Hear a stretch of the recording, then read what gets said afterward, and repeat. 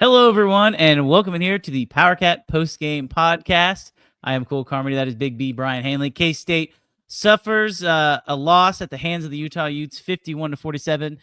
Brien, I don't think this is any stretch of the imagination to say this was the game of the year. I mean, in the Big 12, probably game of the year. If you watch this game as a neutral observer, it had to have been fun. I mean, it was a long game, started a little after 3 o'clock. It's just now 7 o'clock. This was an intense football game. Kansas State had plenty of opportunities to win. Utah had plenty of opportunities to win. Came down to the final possession. Utah took advantage. K-State could not, and they lose the game. I mean, this is a heartbreaker if you're K-State. Man, it's a tough pill to swallow. It's a long flight back home. Yeah, I mean, there were several ways that K-State lost this football game, and none of them are acceptable at any level. And it's a tough flight back home. How you get up for next week after this type of performance, but it's heartbreaking because look, the offense played well. The offense played well. You give up those kind of points. You can't say the defense played well. I mean, they may have had a couple of stops, but the defense played lousy. Let's just call it like it is. But, man, is that a game that you should have. You're up 10, and you see 10 in quotation marks. You're up 10 that late into the game. You got to be able to find a way to get that one home, man. But, Lord have mercy, it was bad. Okay, let's talk about the officiating before we talk about anything else, because I don't think we've talked about that one time on one of these shows, because, you and I both understand officials don't win you games. Officials don't lose you games. K-State had a chance to win the game multiple times without the officials, but let's just call it how it is. I don't want to say they got screwed, but it sure looked like they got screwed, Brien. And if it walks like a duck and it quacks like a duck, sometimes it's a duck. And I was really disappointed with how the officials handled a lot of those calls. Like, to me, we'll start with the 2 points, because I think that was a really, really big swing in this game. As soon as that happened, I'm sitting there watching the game with my dad, and I go, that could be big, because it turns a potentially 14-point game into a 10-point game. And it's not even the fact that there wasn't pass interference. I thought there was pass interference. It looked like there was pass interference. And so did the referee. He threw the flag. And then they picked it up.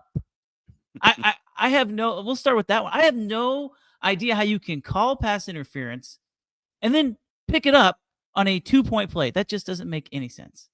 Not only did it not make any sense, the whole point of the matter is that you threw the flag because you saw what you saw, and then you allowed another grown human being to talk you into not seeing what you saw.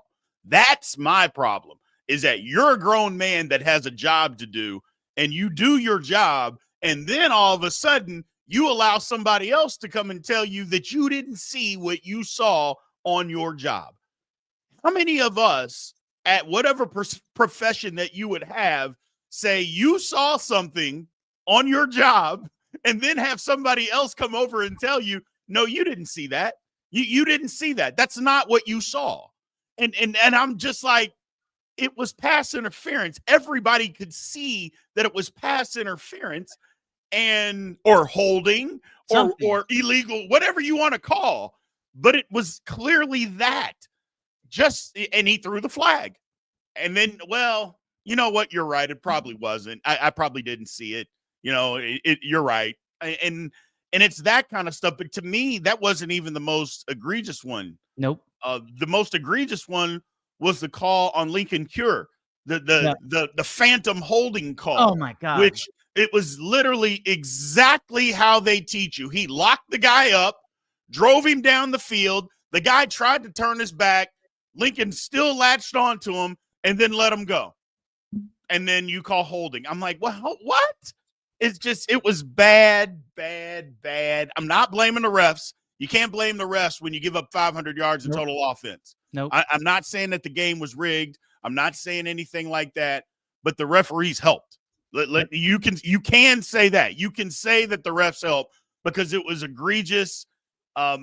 the announcers, when the announcers keep saying, boy, that was, man, that was, I don't know what they saw there. Boy, that's a bad call. And like, well, what else? I mean, it was bad, Cole. It was bad. A few more things jumped in my mind. K-State had this game won. I'm just going to say it right now. K-State had this game won because, Brien, they got to stop on 4th and 1. There's 3 minutes left to go in the game. They got to stop on 4th and 1. I don't care what happens. If K-State gets a first down, if they don't get a first down, at some point Utah is then going to have to either kick an onside kick or do something. And K-State's chances of winning would go through the roof. They had the game won. But the back judge, I guess it would be, did not let K-State's guys get off the field. He held the line. There was 10 seconds on the play clock. They were going to get the snap off. They got the snap off. It wasn't even one of those things where they weren't going to be able to get the snap off. They threw a flag for 12-minute illegal substitution because the referee backed away from the snap before K-State was off the field. I don't understand. I've never seen that called. And I don't know how Chris Kleiman didn't physically assault one of the referees after that point, because that is the most egregious. I'm not even, maybe my bias is coming out, but that is the most egregious call in a situation like that I have ever seen in the game of football. K-State had that game won, and the referee said, actually, no, you didn't. That was horrible. Absolutely horrible. Well, here's the thing. I'm watching the game with my wife, and April says, why did they not allow them to get off the field? They always allow them to get off the field. And I said, I have no idea. I go, that's the rules. That's how they've given the defense to be able to stick with these offense that want to go fast. If you substitute, then we are allowed to substitute. Not only that, we can substitute late, and we don't have to sprint on and off the field. We just have to make an attempt to get on and make an attempt to get off, and you have to hold and wait for us. And they didn't do that. They did not do that. It was absolutely ridiculous. Now, technically, I guess you could say K-State jumped off sides. They didn't call that. But either way, you can't then, it's 12 men on the field. No. And then the announcer said, well, maybe they're trying to speed them up in the situation this late in the game. I go, you can't pick and choose when you want to decide to do that. No, you have to allow them to get on and get off. I don't care how much time's left on the play clock. That's not the defense's problem. Don't substitute late. That's the way it works. Don't substitute late, and you don't have to worry about that. K-State should have had the win. They should have, but even with all of that, yep, you still had an opportunity to stop them, and we didn't. We can be mad at the refs, and I'm not saying we shouldn't be mad at the refs, Cole, but we still had our opportunities to stop them, and we didn't. And that's, to me, is my biggest issue. Yeah, I agree. I mean, that's what it comes down to, right? Like, K-State offensively played, its best game of the season. Obviously, we're going to talk about the end of the game, but that was the best game of the season. I want to look at the numbers. I'm going to read these off because it was just remarkable. And Brien, we were incredibly hard on the offensive line last week for a reason. But I think it's time that we have to obviously acknowledge anytime the running back breaks the school record, anytime the team breaks the school record for rushing yards in a game, that is incredible. 472 yards on the ground. Joe Jackson, 24 for 293. Antonio Martin, 5 for 89. Avery Johnson, 12 for 72. Avery Johnson had 72 yards and was the third leading rusher. People are in here saying, somebody says those numbers don't matter if you lose. No, that's bullcrap, man. For where this team was to have this kind of showing tonight, and maybe people are going to hate to hear this, but I learned so much about this team, right? Obviously, we're going to talk about the game. That's what we're here to do, is to talk about the game. There's plenty of time to talk about the future of the program moving forward. You know what? Nobody expected them to even come close in this game. We thought Utah's front seven was going to demolish them. But those guys played their butts off, and I want to give them a shout out, because we're going to be where there's going to be a lot of negative on this show, but there were some amazing things and some historical things we saw today, and it's worthy of giving those guys their flowers because it was really remarkable. Well, look, you can't not talk about Joe Jackson and what he was able to accomplish in this football game. And it basically came down to this, Cole. It wasn't anything complicated that K-State did. It wasn't anything like some kind of master plan or anything. Utah was arrogant. They've been arrogant with teams all year long. We're going to play man-to-man defense. We're going to have a single high safety. We're going to put as many people in the box as possible, and our guy isn't going to miss tackles. The unblocked guy is not going to miss a tackle. Well, what K-State countered that and said, your defensive end is going to rush high. We're going to have somebody pull around, block your linebacker, and we'll take our chances one-on-one with your free safety, and we won the entire football game again until we stopped doing it, but we won. And that is what it came down to. Their arrogance and our offensive line saying, I'm tired of Big B telling us that we suck. I'm tired of Big B bad-mouthing us. I'm tired of hearing this. We're going to go out here and play physical football, and that's what those young men did today. I cannot be prouder of that offensive line. Can't be prouder. Can't be. It's so cool. And, it would have been very easy to pack it in, right? Like, Yes. It's so easy to pack it in. I mean, we did our score predictions on the website. You did your score prediction on the podcast. I had K-State losing this game by 8 points, but it was 28-20. And I think that if you would have told me that Utah would have scored 51 points, I'd have said, oh, there's no chance in hell K-State's keeping up with them. But they did. And, I mean, I think this game, we're going to look back on this game. And as I was sitting here trying to think about what I wanted to say, Brien, like, I don't know how different my feelings about this game would be had K-State gotten a stop. If they win 47-44, I mean, we're still saying the same things about the defense. We're just saying, but they got to stop at the end, right? We're still saying the same things.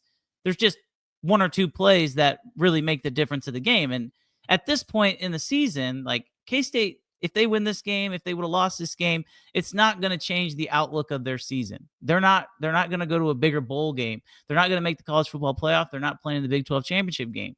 I think what this game showed is that even a 75% healthy Kansas State team still has that fire. And I think you have to credit Chris Kleiman because he has those guys bought in. And will they be able to let this not turn into 2 losses? I don't know, but I think the motivation next week to get a win might even be higher after you let one slip like this. Again, I don't know how different my messaging would be after this game had K-State won by 3 points versus losing by 4. Maybe I'm totally wrong on that.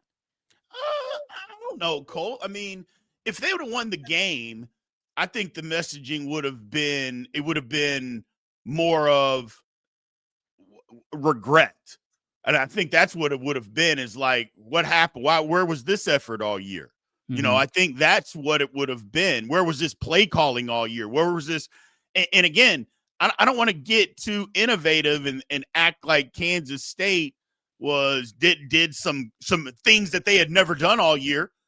They just said, we're going to play big boy football and we're going to exploit what they're trying to exploit us. We're just going to match that energy. So I think your messaging may have been a little different. Just, I think we all, like I said, it would have been more regret, but whether it changed anything or not, it might change the trajectory. Who knows? Maybe if you win the game, maybe we get a guy out of the transfer portal that we didn't, that we don't get. Maybe somebody sees us. Maybe a high school recruit says, you know what? I want to go play for that football team. You never know what could happen with a win. So it's always better to win. There are no moral victories for sure. None of that. Having said all of that, I am proud of the guys because again, they could have easily went to Utah and got blown out by 3 touchdowns, and that did not happen. And we wouldn't have blinked an eye. I mean, they lose by 3 touchdowns. That's what you expect. That's what everybody expected. Good Right. question from Chase. We appreciate the super chat. Can you explain how the O-line improves that much? No. I mean, is it just want to? Is it effort? Is it energy? That's what I look at. I mean, to me, it's just guys getting a hat on a hat and saying, I'm sick of whatever. I'm sick of what everybody else is saying, and I'm going to be better than you because that's what they were today. I mean, I think it was some want to, but also an offensive coordinator that finally, until the last drive, that finally decided, you know what? Our guys are not good at blocking in space. Our guys are not good trying to block outside zones and toss plays. And we're just good at, off tackle, in between the tackle. That's where we're good. And Utah will give us those opportunities because they want to put 1 million guys at the line of scrimmage. So if we can block the front side of this and get downhill quickly, we have an opportunity in this game. And they finally just decided, let's just do what the O-line does best. Let's not try to do all this innovative and crazy stuff and try to trick people. No, we're just going to run downhill. And they did that. That's the difference. I know people are thinking, how did the O-line turn it around? I think it's more the coaching staff just simplified what they could do and just said, our guys are good at this. We're only going to do this. And they did. And it worked. It's amazing what you do when you actually put your guys in a position to do the things that they can do and that they do best. Yep. And the coaching staff, the offensive coaching staff, I should say, they did that for the most part in this football game until the end. They did that, and it worked. It worked. I was, watching that game, and you never feel comfortable with the lead against Utah, right? Like their offense is really good. And I mean, shout out to Devin Dampier. Like I didn't think that kid was going to be able to make a throw at the end of the game, and he did. And he put that ball right on the money for that first touchdown. And so you got to give credit to where credit's due. I mean, you look at what they were able to do defensively. 18 of 33. I think you tell me if he throws 15 incompletions, K-State's got a pretty good chance to win that game. That's not a very good completion percentage, but he threw for 259 yards, and one of those was obviously the 60-yard long bomb, and then he threw that touchdown at the very end of the game. It's just the run defense, 50 carries for 292 yards for Utah. They ran the ball 50 times. They just wore down the K-State defense so much. They did what K-State did to Utah. And I think when you look at the box score, you look at the numbers, you're like, how the hell did K-State lose this game? It just, honestly, Big B, it just felt like Utah had the guys, right? They had the guys who could make the plays at the end of the game when it mattered most.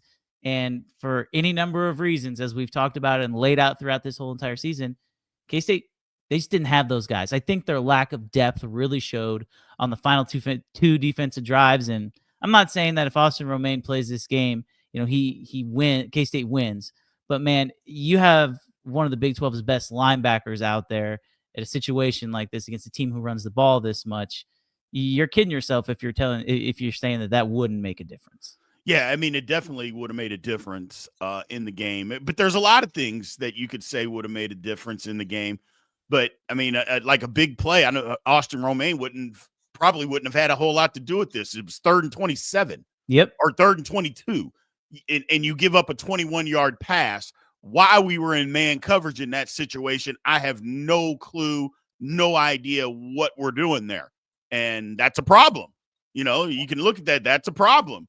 But you're right. They wouldn't have been able to run the football as much, but they were. And some guys just, at some point, you just got to make tackles. You just got to step up. And in the first half, Kansas State just didn't do that. And then to start the second half, it was like, man, these guys, it was like a track meet out there, just up and down the field. And I don't know. It just the tackling in itself, Cole, was just atrocious. Now, you could say it was on both sides, but I don't care how Utah's tackling is. I care about how K-State's tackling is. Yeah. And it was just atrocious in this football game. We couldn't wrap up. I mean, Bird Ficklin is not a big human being. No. Like, it's not like you're trying to tackle, Ricky Williams or Jerome Bettis out there. I mean, the guy's 190 pounds, and we couldn't tackle him. I'm like, what is going on out here, guys? What's happening? It was crazy. You look at this game and you're like, it is a gut punch. There's no doubt that those guys are hurting in that locker room. I'm really interested to hear what Chris Kleiman says after the game. First of all, circling back to the officials, people are talking about that. I hope he says something about the officials. He's not normally one to criticize, but if there was ever a time to criticize the officials and take that fine and be very happy with it, this would be one of those games, because unfortunately that is a very real storyline. It's just a reality. But I caution people who are upset by just this one game. I don't think that this one game is going to be the difference between players deciding to enter the transfer portal and a mass exodus. And they should they have won the game? Yeah, they should have won the game. But they've lost 3 games this year by a combined 17 points. And so all those games could have easily been winnable. They could have won this game. Should have won the game against Baylor. Should have won the game against Army. Right? You win those 3 games, the season looks completely different. But Brien, that's football. And unfortunately, it's just been that kind of season for K-State, and you can't go back and change it. But I do believe that there is a lot of positives you can take from this game, because to me, what I was looking for, regardless of winning or losing, was to see how this team responded. And I mean, obviously, a win would have been nice, but man, this team really fought. And I do believe that they are still very much invested in where this program is at right now. No, I definitely think so. I mean, there's a ton of positives that you can take out of it. People are pissed off and mad because we didn't win the game. And I'm mad because we didn't win the game. Right. And we had the opportunity to win. And you can and the thing that always drives me, and I'm a fan, and just like all of us fans, the things that drive us insane is because you can pinpoint to certain situations that if we do things differently, we win the game. But you can do that with every close game. So it's not just this game that we're talking about. You can pinpoint a play in the Army game or in the Iowa State game. You can go back and you can pinpoint every close game. If we do something different, we win the game. The problem is that it keeps happening. Right. And that's where the issue is like it keeps coming up. These like the bad play call when Utah scores and we're still up by 3 and we're trying to run the clock out, and the first down play, it goes back to like the Baylor game where K-State's got the lead. We had just gotten a first down. We're on their side of the field. It's 4 minutes to go. It's like, just run the football, man. We've been running it at will, and we don't. Same thing, Cole. Same damn thing. We got the ball with 2 minutes to go, and we call something, and I'm like, what are you doing? Yep. And it just snowballed from there. It snowballed from there. And not to mention, on third down, it's 3rd and 9, and we're going to throw a 4-yard pass. I couldn't believe it. It's either run the ball, believe it. Run the ball and punt it, or try and pick up a first down. That was like the worst possible. I know, but I do want to say this, right? Like, I think Matt Wells had a handful of calls that he wishes he had back, but he usually has more than that, because I thought that for the most part, 90% of the time, what he called worked. Was it a good call? We don't know. We're not in there. We're not looking at the defense. We don't watch the film and see the tendencies. But what he called worked, because as Zach so elegantly points out, offensive coordinator in the box for the first time all year, offensive line coach on the field, 500 yards and 47 points. A coincidence? No. I mean, no, not at all.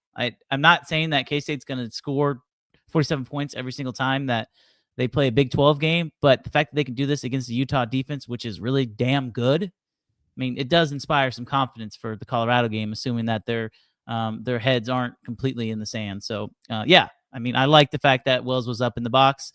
I think it helped. They didn't win the game because there were some coaching mistakes. There's no doubt about it. But for the most part, I thought that what they wanted to do offensively, I mean, it's impossible to say that what they wanted to do offensively didn't work, is because you look at the numbers and it pretty much did.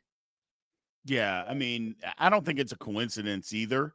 And like I said, you have to give Matt Wells a lot of credit because he simplified some stuff. It wasn't trickery. It was just, we're going to match their energy with some energy of our own and match their physicality. And if you do that and you do that enough, these are the kind of results, and basically Utah's a bully on defense and they try to bully you. And Kansas State just said, no, you're not going to bully us. Matter of fact, we're going to punch you first and we're going to keep punching you. And that was the difference. And then you get away from that. And that's the problem. And I know this is looking at it in a negative light, but it is the truth. You don't get credit because of everything that you did. 90% is right. Yep. And then you make the calls at the end that cost us. You don't get credit. It's like the quarterback could throw for 5 touchdowns and be the reason you're in the game. But that doesn't give you the cachet to throw an interception at the end to lose it. So just because you threw for 5 touchdowns, you don't get or you run for 5 touchdowns. That doesn't mean you get to fumble the football at the end to lose the game. And that's my only problem, is that it keeps happening on a day it didn't have to happen. Like, Utah was not going to stop Kansas State. That's where my problem is, Cole. They were not going to stop us. They couldn't. They didn't have it figured out. Nope. And we allowed them to stop us. That's where I have a problem, is that the K-State, if they wanted, they could have run for 570 yards and ended the football game. Instead, we tried to get cute, and cute bit us in the ass.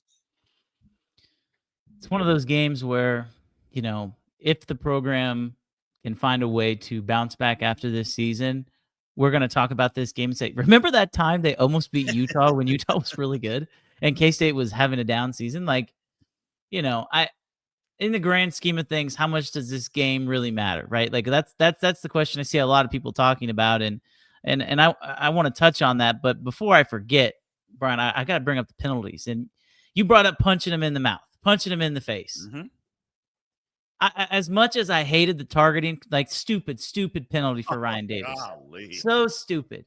I hate that, right? Like, you're not only, if you're going to hit him late, that's fine, but don't lead with your helmet. You got to be smarter than that. And obviously you gift them a touchdown there, but they were physical. I mean, that kind of set a tone to me, right? Like, that set the tone that, you know what?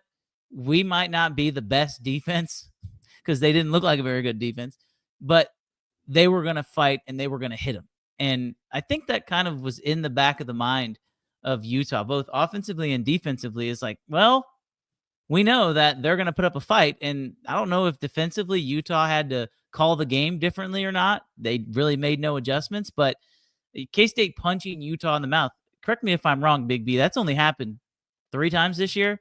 I mean, against them, BYU, Texas Tech, and then K-State. Otherwise, they haven't played a close game. Correct. So I thought that was at least an encouraging sign, as they tried to match the physicality level. No, I don't. They did more than try to match their physicality. K-State was the more physical football team. There's no ifs, ands, or buts about it. They were the more physical football team in this game. We ran the football down their throat, down their body, whatever you want to say. We ran over them. We were the more physical football team, but sometimes the more physical football team doesn't win, and, K-State had 1 turnover at the very end of the game. They threw the ball for more yards, but we didn't have to throw it.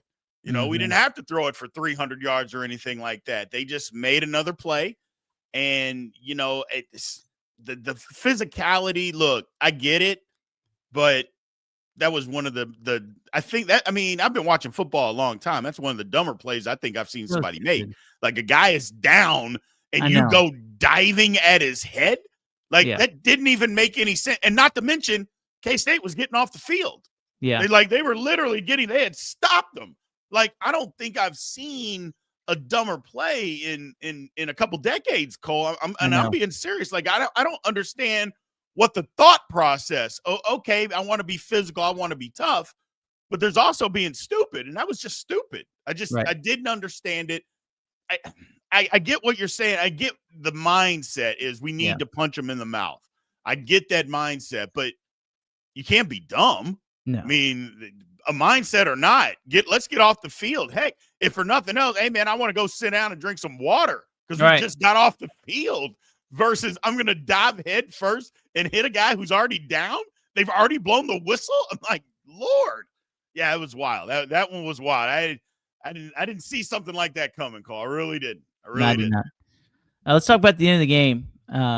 First of all, let me preface this by saying the receivers on the field at the end of the game were Adonis Moise, Sterling Lockett, and Jerron Tibbs. Okay, now that you at home who are watching this, understand those two of those 3 guys, if all the receivers were healthy, I'm not sure that they would ever get onto the field, let alone be on the field at the end of the game.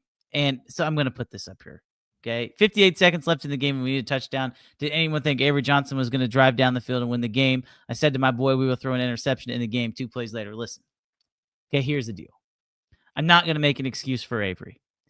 but he's trying to make chicken salad out of chicken you know what with those guys. And we've talked about the recruiting problems at that receiver position, and trust me, okay, that is an issue that has to be addressed in the offseason. Absolutely, 100%, no question about it.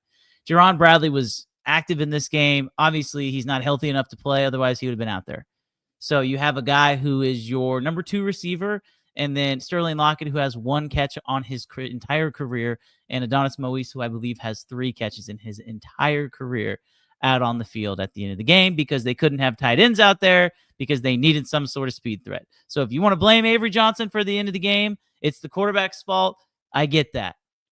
But understand, those are 2 of the 3 receivers who are not even supposed to be in any kind of rotation if this receiver room is even close to being healthy. So I'm just going to throw that out there. Brien, you can take that for what it's worth.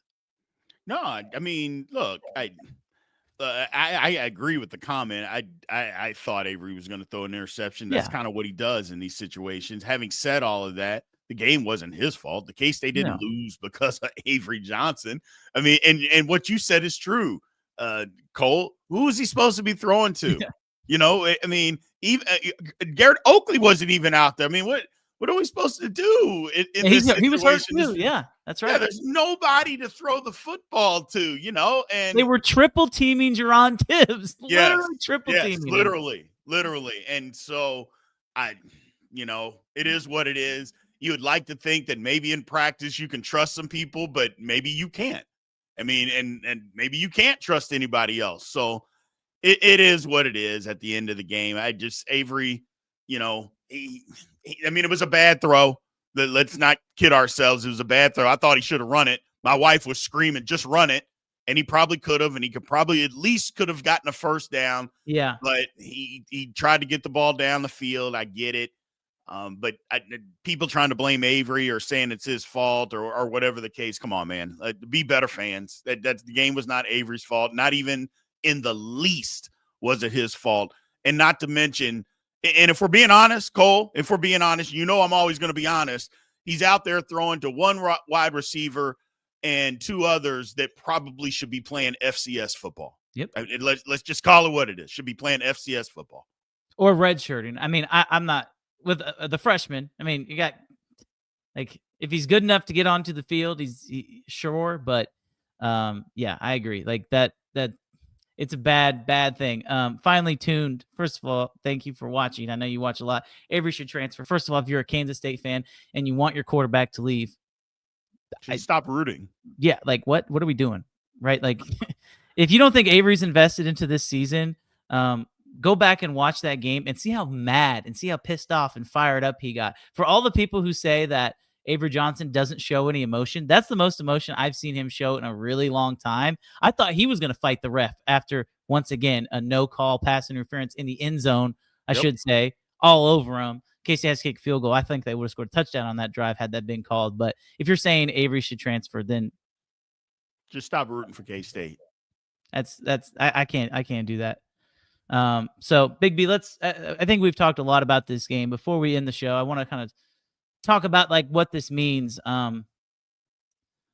Again, I've said this kind of throughout, but I think that when we look at the end of the season, the difference between being 7-5, the difference between being really 8-4 and 6-6, I don't know how much in today's era of college football the biggest difference is. You want to win the games, yes, you do. If K-State loses to Colorado and all hell breaks loose, maybe this becomes a turning point where you can say, had they only gotten off the field and won the game, it'd have been different. But I mean, to me, I look at this and there's so many more underlying positive signs than underlying negative signs with this game. And maybe I'm wrong on that, but I look at where these guys are and I look at the state of college football, and I don't know how many 5-5 teams play with that kind of effort and play with that kind of energy in an environment like that against a team who literally had everything to play for. It honestly excites me for the last game of the season because I think this group still cares. Mm-hmm. I think they absolutely care. I mean, this game showed that they cared. Didn't get the result that they wanted, but it showed that they cared, because you don't put up that kind of offensive performance and not care. I mean, I can just tell you that. I mean, we saw that the week before. we saw when the guys were not invested in a football game, coaches weren't invested in a football game. We saw what it looked like the week before. Well, they were invested in this football game. You just happened to be playing one of the top teams in the United States of America, and Utah is that. Don't kid yourself, people. Utah is very, very good. They are a very, very good football team, offensively and defensively. K-State just took it to them. Yep. They just took it to them, and we shouldn't apologize for that, or we shouldn't have to try to downtrot and downplay what Utah actually is. Utah is a good football team, a really good team. K-State just matched their physicality. That's what Utah lives on, is trying to bully everybody that they play. And when you stand up to that, you have an opportunity to win. Well, Texas Tech stood up to it and blew them out. BYU stood up to them, and Kansas State did the same. Everybody else bowed down to their physicality. Those three teams did not, and when you are able to match their physicality, you can play with them, and that's what happened tonight. Good question. Thank you for the super chat. Why wasn't the Utah fumble pass reception review? I don't think it was a fumble, though. I don't think it was a fumble, but I was a little surprised they didn't look at it. I know Utah wanted to go fast, but that's exactly. I mean, they look at anything under the sun, for crying out loud. They might as well look at that. And with the way that game was going, it seemed like 50-50. Maybe they'll get it right. Maybe they'll get it wrong. I don't think that was a catch, but because I don't think K-State wanted to have to burn a timeout there, so they could have called timeout to try and get that reviewed.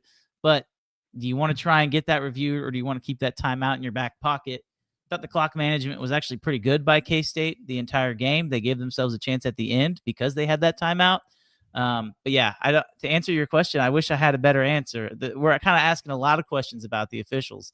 Nobody really knows. So if you are someone who wants to become a college football official, I'm sure there is a place where you can apply online and maybe do just as good of a job as some of these guys. So yeah, I mean, you're right.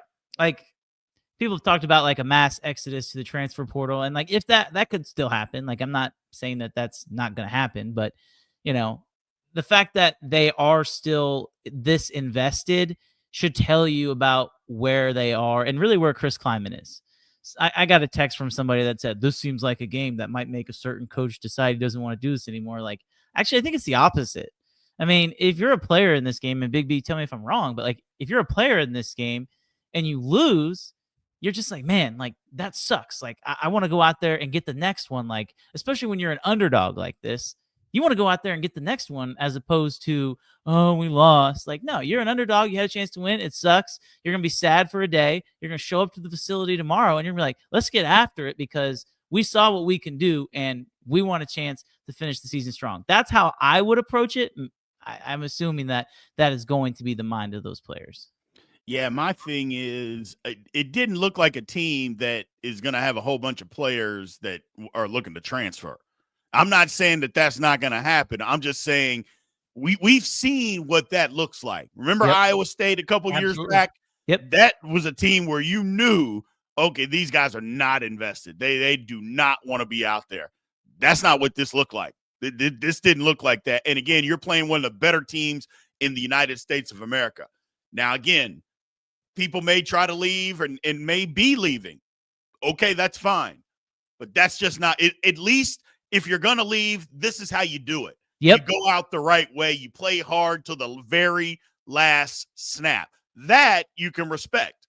So, again, you never know what the future holds, but it doesn't look – this team didn't quit, people. And then last week, they quit. They didn't care, and it was obvious from the kickoff. Kansas State didn't give a damn about that game against Oklahoma State. They cared about this game. Now, it wasn't perfect, and they didn't win, but they cared. They were invested, and this is the type of effort that everybody's been screaming about, that we've all been upset about, that we never saw. That, well, why don't you care? Why don't you act like you want to win? Go play hard. Go do this. Again, it wasn't perfect. The defense was horrible, but they played hard, and that's all you can ask for. They couldn't tackle, but they played hard. You know, that's the difference. okay, you didn't tackle. We're still going to be mad because you don't play good because we're crazy fans. But at least you went out there with effort. And that's all we're asking for, Cole. And we saw it today. And that's why I'm proud, is because the guys tried. They were invested and they tried. I don't like that we lost and no moral victories, but they played hard. And for that, I can respect them. There's not a doubt in my mind that if this season, if they could redo this season and they could play with the type of effort, not just execution. You're not going to run for 490 yards every game. That's obvious. But if you could play with that kind of effort, you could play with that kind of enthusiasm and have fun. I mean, they played like this for 12 games. Their losses are probably only to Texas Tech and this Utah team. I think that they beat everybody else because that is the kind of effort that you have to play on Saturdays. And I'm going to put this comment up here. Thank you for Jason for posting this. If you want to watch the post-game press conference, we're getting ready to wrap up the show. I highly recommend go check that out. I'm assuming it's up on our YouTube page. He said Kleiman was real emotional in his post-game press conference. Gene Taylor had to put his arm around him and pat him on the back and say, "I've got your back. We've got your back." I mean, I'm not surprised. Like, he cares about this football program. And for everybody saying that, Chris Kleiman is soft or Chris Kleiman is this, he's that. This is a guy who really cares. He cares about these kids. He cares about this program. He cares about winning. He cares about losing. He cares about the fans. And, the last thing he wanted to do was lose. And so I'm just excited for the kind of the future to see where this thing goes from here. There's a really important 2 weeks that are coming up. Obviously, from a game standpoint, you still have a chance to become bowl eligible with a win. You get a chance to maybe end Deion Sanders' coaching career, Big B. We'll find out. And obviously signing day is right around the corner, and that goes into all getting part of your team better. So I'm interested. And as we wrap this show up, I'm just kind of curious on your final thoughts for this game and really where K-State goes from here. Like I said, heartbreaking loss, tough way to lose a football game. Like I mentioned, there are aspects to this football game, basically 3 points that cost Kansas State this football game, and 2 of those are our own doing. And I mean, it's just the fact that's just reality, is that 2 of those things were our own doing. And we just didn't do enough. We didn't do enough. And I want to, but I still am proud of the guys for the reasons that I mentioned earlier, is because they did play hard. They didn't play great defensively, but they played hard. And the coaches simplified some stuff. The offensive line, who has basically been a joke most of the season, played the best game that they have played in 2 years against one of the better defenses that we have seen in a while, because that Utah defense is very good, ladies and gentlemen. It is very good. So couldn't be more proud. Disappointed that we didn't win. The team is invested. Again, we could get 40 guys getting to the transfer portal. Okay, I hope that doesn't happen, because, again, this was not a team that quit. This was not a team that was not invested. This was not a team that just said, we're going to go to Utah. Hopefully I get something good on tape, but if we win, we win. If we lose, we lose. I don't care. I know a bunch of people think Avery's going to leave, and he didn't look like a guy that wanted to leave. He was ready to fight referees because referees weren't making calls that he thought should have been. That's something that we have been screaming for him to do since he became the quarterback. That happened tonight, ladies and gentlemen. I'm telling you, this team is hurt. They're upset, but they haven't quit. I'm excited. I'm excited for next week to see what that looks like. Because if we get the same type of effort, I can tell you right now, Cole, we get the same type of effort against that Colorado team that we got tonight, K-State will put up 55 points. They'll have 40 points by halftime. I'm telling you right now, they will blow Colorado out. Blow them out. Warren Sapp likes to kick those little end zone markers down before the game. K-State might be touching a few footballs with them as they go across the goal line a little bit more than Warren Sapp can kick those things down. I'm fired up. I didn't expect, honestly, this game to go this way. I didn't know what direction this post-game show was going to go. I think everybody realizes there was a missed opportunity. But once again, the signs that this team showed, I think it's crisis averted. I think. We'll find out next week. But I really kind of I'm starting to like the direction of where this thing can go. The train got off the tracks, and it's still off the tracks, but it ain't tipped over yet, and guys are still trying to get it back on. And I think that that's what the most important thing is. So that is Brien Hanley. I'm Cole Carmody. We thank you all for listening to the GoPowercat post-game podcast. Once again, K-State dropped a heartbreaker in Salt Lake 51-47.